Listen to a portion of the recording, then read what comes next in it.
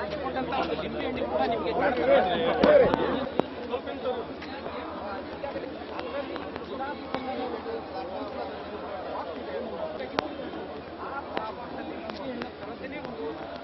ಅದನ್ನು ಕೂಡ ನೀವು ನೋಡ್ಬೋದು. ಈಗ ಇವುಗಳನ್ನು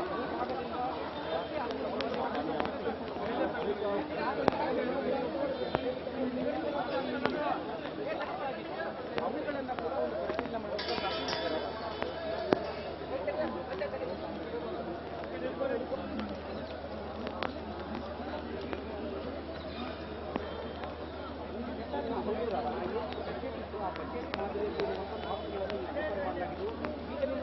ಬಹುತೇಕ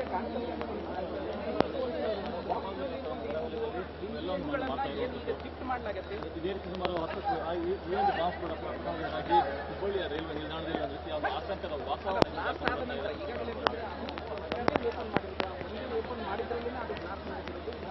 ಏನು ಉಳಿದಿದ್ದ ಬಾಕ್ಸ್ಗಳಿದ್ದಾವೆ ಅವು ಹಾಗೇನೇ ಇದೆ. ಹೀಗಾಗಿ ಇದ್ದಂಥ 2 ಬಾಕ್ಸ್ಗಳಿಲ್ಲದಂಥ 2 ಏನು ಮೆಟೀರಿಯಲ್ಗಳಿದ್ದು ಅವುಗಳನ್ನು ಈಗ ಶಿಫ್ಟ್ ಮಾಡಲಾಗಿದೆ. ನಾವು ಈಗ ಈ ಭಾಗದಿಂದ ಈ ಒಂದಿಷ್ಟು ಏನು ಮಳೆ ಬರ್ತಾ ಇದೆ, ಈ ಮಳೆ ಬರೋದ್ರಿಂದ ಒಂದಿಷ್ಟು ನಾವು ಜಾಗವನ್ನು ಚೇಂಜ್ ಮಾಡಬೇಕಾದ ಈ ಭಾಗದಿಂದ ನಾವು ಆ ಕಡೆಯಿಂದ ತೋರಿಸಿದಾಗ ಮಾತ್ರ ಇದನ್ನು ಇನ್ನೂ ನಿಖರವಾಗಿ ತೋರಿಸೋಕ್ಕೆ ಸಾಧ್ಯತೆ ಅಂತ ಅನ್ಸುತ್ತೆ.